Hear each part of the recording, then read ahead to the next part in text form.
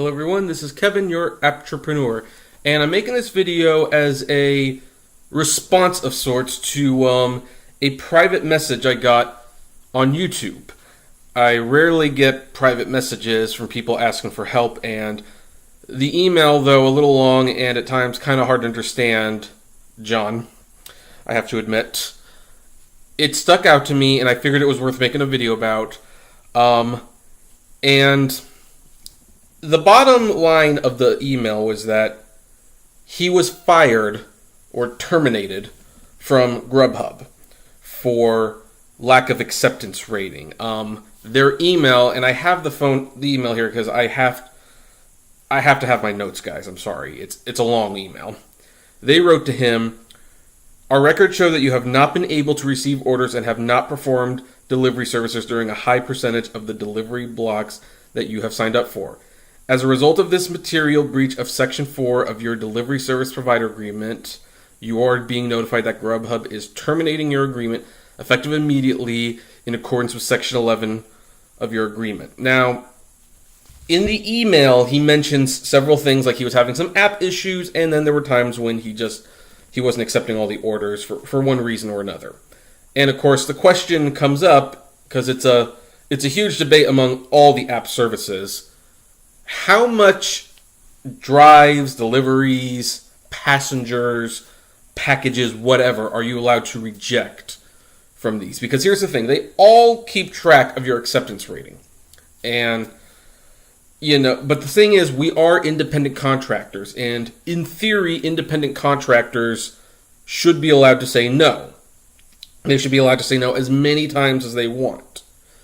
And my personal stance is that, yes, we, as independent contractors, should be allowed to say no. We should not be penalized for saying no. If they want to offer us benefits for saying yes and keeping a high level of yeses, then that's perfectly fine, but they cannot get rid of us for saying no.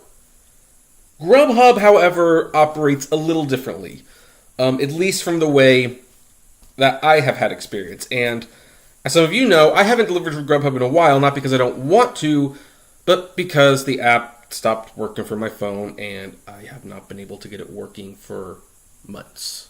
And I would like to start delivering for GrubHub again, but no one is willing to help me on that. So, yeah. So things might have changed, because the last time I delivered to them, it was several months ago. Here's the thing, though. Unlike Postmates and DoorDash, unless they're running a promotion, GrubHub does pay an hourly wage, sort of. Basically, they guarantee that you will make $10 an hour. And if you don't make $10 an hour, they will supplement the income.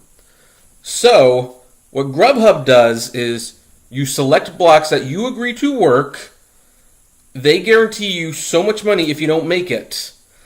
And I think though that combined set of rules that they have gives them more of a right than other app companies to terminate you if you aren't accepting orders.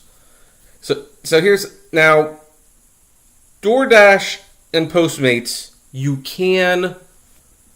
do schedule yourself if you want, but they also have options where you can just get on and deliver nilly-willy if you want, for the most part. And so that's why they have less of a leg to stand on if they want to terminate you for low acceptance. GrubHub, however, not only do you have to schedule the block, not only can you not just deliver whenever you want to, but they're guaranteeing you $10 an hour. They're basically doing the thing that a lot of people want all the apps to do, which is like, hey, we want to be guaranteed so much money an hour, which is complete nonsense. I will do other videos on it. I think I've stated it before, why it's bad, but I will continue to state that it is not good to force these companies to pay you a certain amount. If they want to do it voluntarily, that's fine, but you can't force them to. You are an independent contractor. You don't want to be an employee in these situations. If you're an employee, then that's when you can start being terminated and not fight back. But GrubHub, the way it's set up, you are more of an employee than you are an independent contractor. Not only do you ask to select blocks which you work and time periods when you work that you agree you can work, but they will pay you a certain amount of money for that block, even if you don't get any deliveries. I know this because when I first started delivering for GrubHub, I signed up for a 4-hour block. I made a couple deliveries 1 hour. In the last 3 hours, for whatever reason, I didn't get a single delivery, but I was still paid $30 for those 3 hours. I didn't deny a single order. There was no reason to also, but I didn't. And so GrubHub, the way it's set up, you are more of an employee than you are an independent contractor. Where you can probably get them if there is an issue is that they're still calling you an independent contractor. And if you find in the user agreement that it says you're an independent contractor and you really want that job back, first of all, contact GrubHub and tell them that, and tell them you will bring it up with a lawyer if they don't give you that job back, because, this is why when Uber and Lyft started making settlements, the first thing that went away, or one of the first things that went away, is their policy to deactivate over low acceptance rates. Because when you're an independent contractor, that is not an issue. The independent contractor chooses what jobs they want to take. So if you really want to push it, and it says in the user agreement that you're an independent contractor, you can argue that. Also, if you are having issues with the app, explain that to them and tell them what the issues were, and maybe they can help you out with that. Because John also mentioned there was issues with the app, and I've been having issues with the app. It's why I haven't delivered for GrubHub for several months, because I've had issues with the apps. I'll even post a video link below to the YouTube video on my other channel that shows me having problems with the app, and those issues have not been resolved at all. And I have sent that video to I don't know how many GrubHub people, and I have not really gotten a response. Like, the closest solution I got was someone said, get a new phone. They're like, well, no, I'm not getting a new phone. This one works perfectly. And the specs should be up to date for it, so I'm not getting a new phone. And, it's not the phone, I can tell you that, because your competitors' apps all work fine. But the bottom line is, GrubHub, the way they're set up, they do have more of a right than others to get rid of you if you're not accepting orders, because they do pay you that hourly wage. And you can't work for them unless you select time blocks that you are available, and those are blocks that you are agreeing to work. And when you log onto the blocks and then you're not accepting orders, you're taking that block away from someone who would probably deliver the food.